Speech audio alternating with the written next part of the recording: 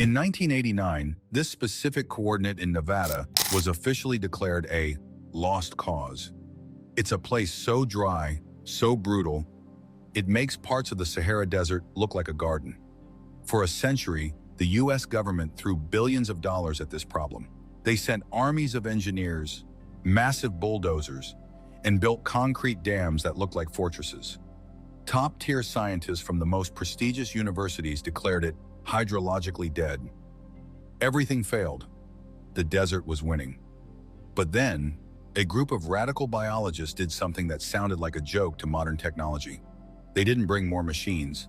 They brought a wooden crate. Inside, just 5 beavers. The world laughed. Experts called it biological execution. But exactly 365 days later, the results weren't just good, they were insane. Today, we're going to see how 5 rodents did what $1 billion couldn't. They hacked the American Sahara. To understand why the solution was so simple, you have to understand why the problem was so massive. We are talking about Suzy Creek, Nevada. In the late 1980s, this wasn't just a dry spot. It was an environmental catastrophe that had stumped the brightest minds in the Bureau of Land Management. The issue was a phenomenon called incision. Think of a river like a living vein. For thousands of years, beavers kept this vein healthy. But in the 1800s, humans trapped them all out for fur hats. Without beavers to build dams, the brakes were taken off the water.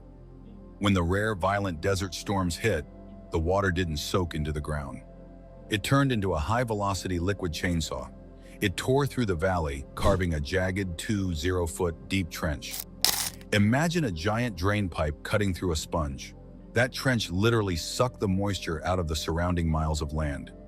The water table, the invisible ocean beneath our feet, had dropped so low that even the deepest-rooted willow trees were dying of thirst. This was a billion-dollar disaster.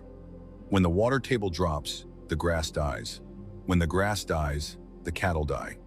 When the cattle die, the economy of the entire state collapses. The failure of human ego. The government's response was hard engineering. They believed that if they couldn't fix it with biology, they'd fix it with brute force. They spent decades pouring millions of tons of concrete into Suzy Creek. They built massive check dams designed to hold back the floods. They used industrial-grade armor to line the banks. But nature has a way of mocking human arrogance. Every single time a flash flood hit, the rigid concrete dams would either snap like toothpicks or the water would simply wash around them, carving a new hole even deeper than before. By 1988, the leading hydrologists in the country had given up. Their final report was a death certificate. Suzy Creek is hydrologically broken beyond repair. It is a desert, and it will remain a desert forever. Local ranchers like John Griggs were desperate. John was spending upwards of $5,000 a week just hauling water in tanks to keep his livestock from perishing. He had tried everything. He had used his own bulldozers. He had used dynamite. Nothing worked. The desert was swallowing his heritage, and there was no machine on earth powerful enough to stop it. This was the unsolvable hell. A place where technology went to die, a place where the best human minds had surrendered.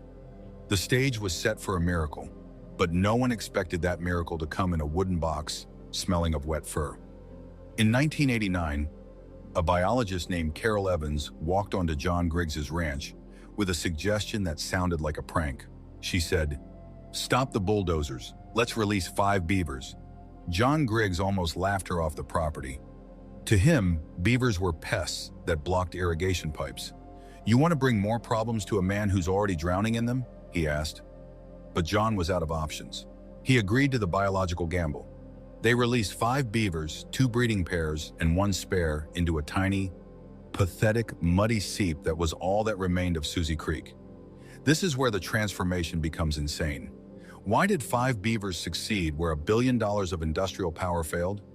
It's because human engineers were fighting against the water. We built rigid walls. When a wall meets a flood, the wall breaks. But beavers? They are masters of leaky engineering. They didn't build walls. They wove together sagebrush, willow branches, and desert silt into a flexible, porous structure. When the first storm hit, the beaver dams didn't break. They flexed. They slowed the water down just enough so that it couldn't carve the soil. Instead of tearing the land away, the slow-moving water began to drop the sediment it was carrying. The 90-day miracle.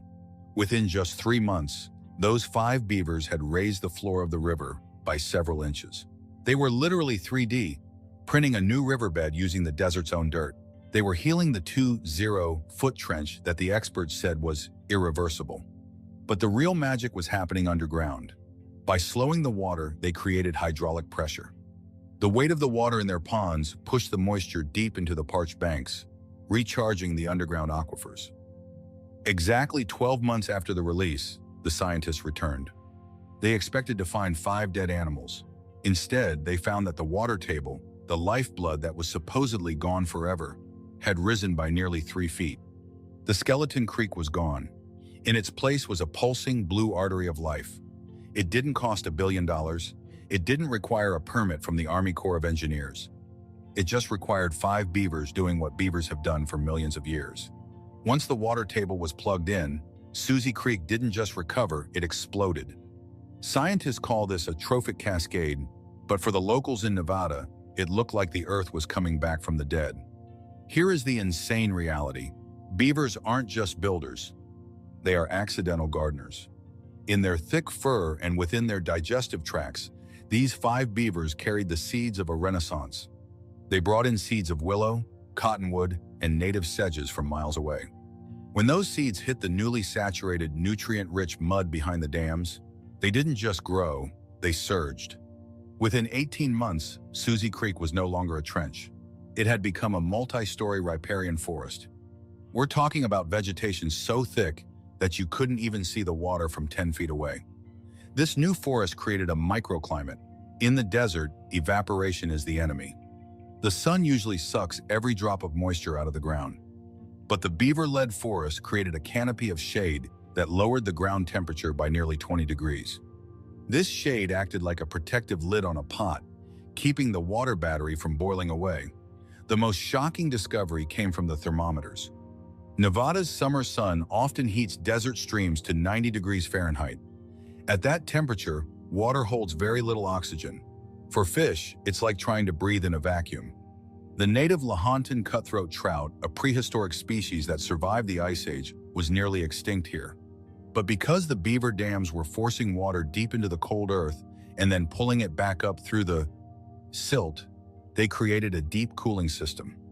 Temperature readings showed the beaver ponds were a crisp, life-saving 65 degrees Fahrenheit. Suddenly, the trout returned. Then the migratory birds, then the sandhill cranes, then the mountain lions. Those 5 beavers had built a lifeboat in the middle of a desert sea.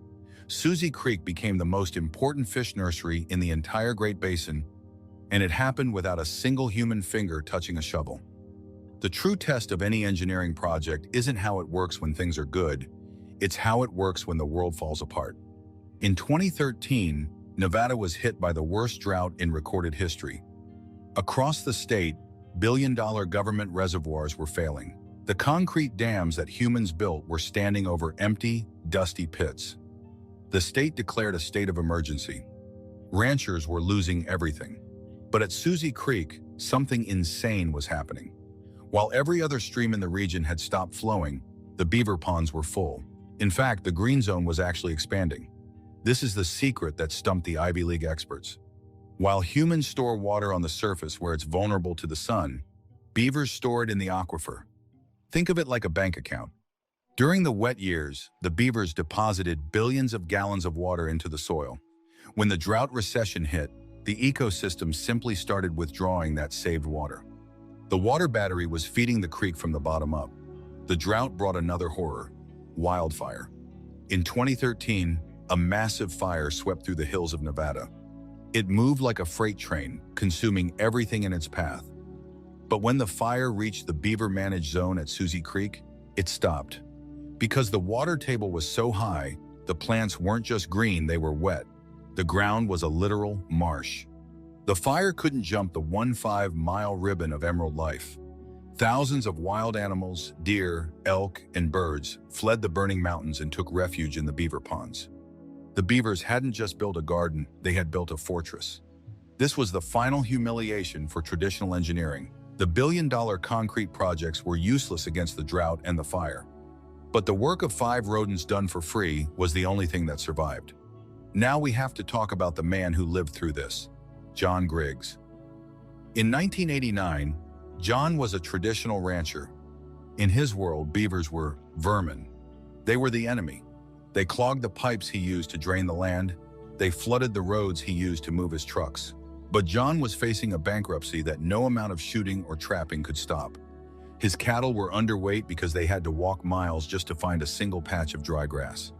He was spending a fortune on high-protein feed supplements because the desert soil was so depleted it produced nothing but dust. After those 5 beavers were released and the first year's hack took hold, John started seeing something insane on his balance sheet. Because the beavers had raised the water table, the grass on John's ranch wasn't just growing, it was exploding with nutrients. The riparian zone, that emerald ribbon, became a high-protein buffet for his cattle. John didn't have to haul water anymore. He didn't have to buy expensive supplemental feed.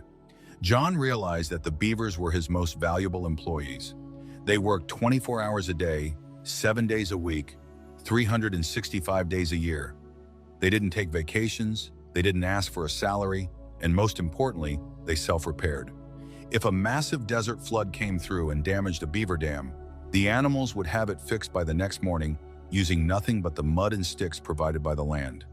If a human-built concrete dam broke, John had to wait months for a government permit, hire a contractor, and pay $50,000 for a repair.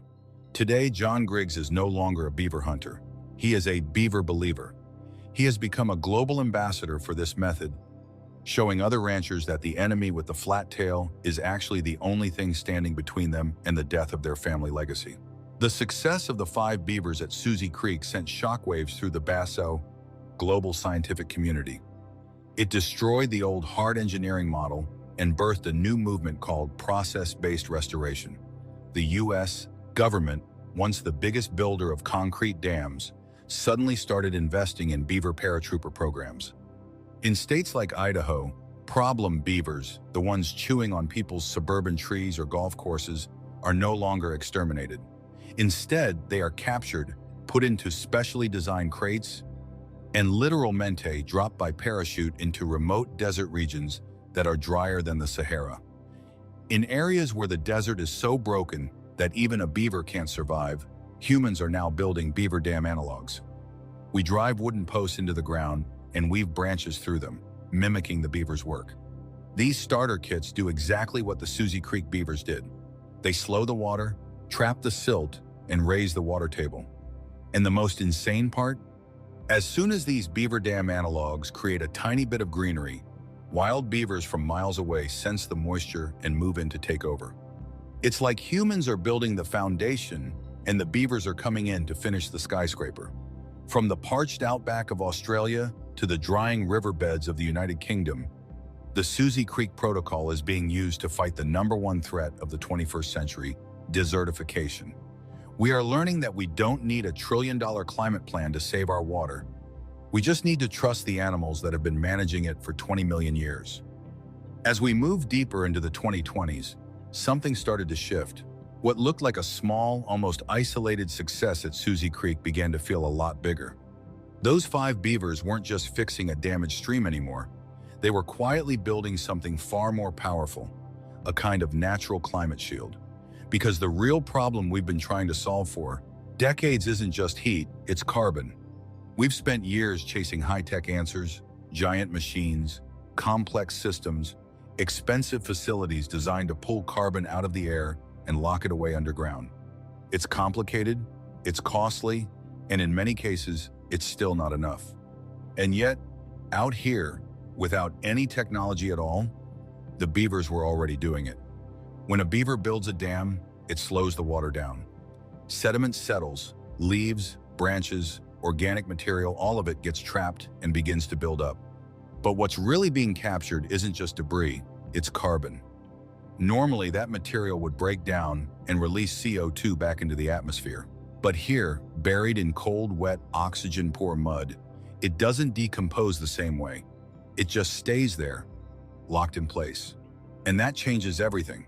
Because scientists have started to realize that these beaver-created wetlands can store more carbon per acre than many of the forests we've spent decades trying to protect. Not because they're bigger or more complex, but because they work with natural processes instead of fighting them. But carbon is only part of the story. The real shock comes when you look at heat. During the brutal heat waves of 2024 and 2025, when temperatures across the Great Basin pushed past 110 degrees, most of the land was struggling to survive.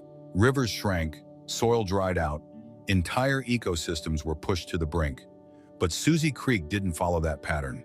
While everything around it was overheating, that area became something completely different, a thermal oasis in the middle of the desert. And the reason comes down to a simple but powerful process: evapotranspiration. All the vegetation brought back by the beavers' trees, shrubs, grasses was constantly releasing moisture into the air. Water moves from the soil, through the plants, and back into the atmosphere, and in the process, it pulls heat out of the environment. It's the same cooling effect as sweat evaporating off your skin, just happening across an entire landscape, and the data made it impossible to ignore. The air around the beaver ponds was consistently 10 to 15 degrees cooler than the surrounding desert. Not a small difference. Not something you'd barely notice. A real drop in temperature that directly affects whether life can continue there or not. At that point, this stops being a nice environmental story. This becomes a survival strategy. Because in a future where extreme heat is becoming normal, that temperature gap, those 10 to 15 degrees, might be the difference between an ecosystem adapting or collapsing into something that can't recover. But maybe the most important thing Susie Creek revealed has nothing to do with carbon or temperature. It has to do with us. For over 200 years, we've followed a simple idea: if something in nature breaks, we fix it with more control. Bigger machines, stronger materials, more concrete. We treated the planet like something that needed to be engineered, managed, and corrected. We thought we understood it. Susie Creek proved otherwise. Because here's the reality: a beaver, with a brain the size of a walnut, can manage the flow of a desert river in a way that outperforms some of our most advanced engineering. Not because it's smarter in the way we measure intelligence, but because it doesn't try to dominate the system, it works with it. And that realization points to something bigger. We're slowly moving out of what you could call the concrete century, an era where we built everything to be fixed, rigid, unchanging. Structures designed to resist nature instead of adapting to it. But nature doesn't stay still. It shifts, it evolves, it responds. A concrete dam is static. The moment it's built, it begins to age, to weaken, to fall behind the changing conditions around it. A beaver dam is different. It's alive. It changes, it breaks, it gets rebuilt.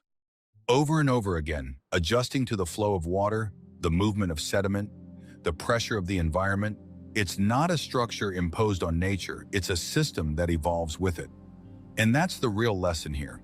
Because in a future that's becoming more unpredictable by the year, the systems that survive won't be the strongest or the most expensive. They'll be the ones that can adapt, the ones that are alive. We've talked about the water and the trees, but to really understand why the results at Susie Creek were considered insane, you have to zoom in even further, down to the molecular level, because that's where the real transformation was happening. Before those 5 beavers arrived, the soil there wasn't just dry, it was basically biologically dead, with almost no organic activity at all, just compacted, sun-baked material that behaved more like crushed rock than living soil. But the moment the beavers built their first dam, everything began to shift. Because they didn't just slow the water, they created what scientists would recognize as a natural bioreactor. As the water pooled, it started dropping.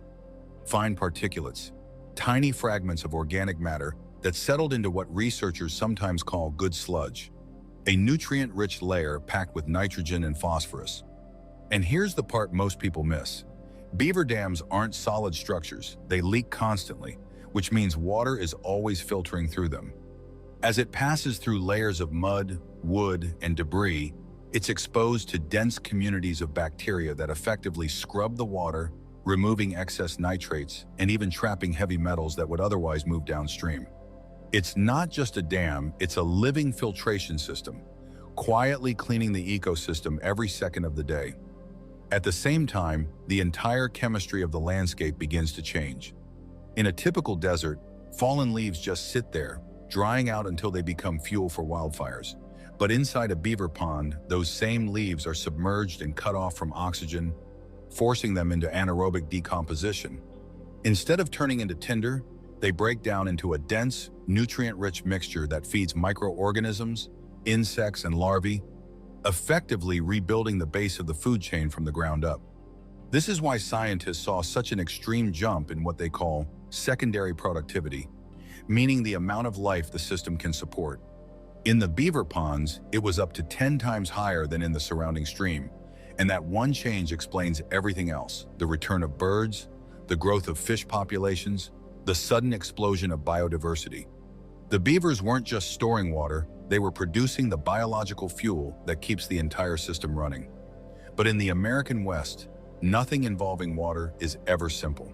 For more than a century, water law was built around the idea of use it or lose it, meaning water had to be moved and used immediately, or you risked losing your rights to it. So when the beavers began slowing water down, letting it spread, soak into the ground, and stay in place longer, people downstream started to worry. Some even claimed the beavers were stealing water by preventing it from flowing through the system as quickly as it used to. That's when science had to step in. Using isotope tracing, researchers tracked exactly where the water was going, and what they found completely changed the conversation. Yes, the beavers slowed water in the spring, but instead of losing it, they were storing it underground, recharging what you can think of as a natural water battery. Then, during the hottest and driest months, that stored water slowly returned to the surface, maintaining flow in the creek long after it would have normally dried up. What used to be a flash and trash system, where water rushed through and disappeared in hours, had been transformed into a stable, year-round flow. The beavers weren't taking water out of the system, they were stabilizing it, making it more reliable for everyone. And that single realization didn't just resolve a conflict, it helped reshape water policy itself, opening the door for the idea that storing water in the ground is not waste, but one of the most valuable uses possible. But beyond the science and the legal battle, the most important shift happened somewhere less visible in the way people think. For generations, the dominant mindset was about control, about forcing landscapes to behave through engineering, machinery, and concrete. Susie Creek challenged that idea in a way that was impossible to ignore, showing that a small animal, following instinct, could manage a complex ecosystem more effectively than many human-designed solutions. That realization is now driving a quiet but powerful change. A new generation of land managers and ranchers are starting to see themselves not as owners, but as stewards, people who work with natural systems instead of trying to override them. Instead of asking how to defeat drought, they're asking how to adapt to it, how to use processes that are already built to handle extreme conditions. And that's the real story of Susie Creek. It's not just about beavers or water or even ecology. It's about a shift in perspective, a move away from an era defined by control and extraction, and toward one focused on restoration and cooperation. And the surprising part is that this shift didn't start with a breakthrough in technology. It started with a simple decision to trust 5 small animals and let nature do what it has always known how to do. The story of the 5 beavers who were released into a desert drier than the Sahara is a reminder that we are not alone in our struggle to save this planet. We have partners. We have allies that have been waiting for millions of years for us to simply get out of the way. Those original 5 beavers are long gone, but their legacy is a 15-mile emerald sanctuary that refuses to die. It is a place where the trout still swim, where the cattle still graze, and where the water still flows even when the rest of the world is burning. The results were insane because we didn't think it was possible. We thought the desert was a death sentence. We were wrong. The desert was just waiting for its architects to come home. If you want to see more stories of how the smallest creatures are solving the world's biggest problems, hit that subscribe button, because the miracle of Susie Creek is just the beginning. The world is waiting to bloom.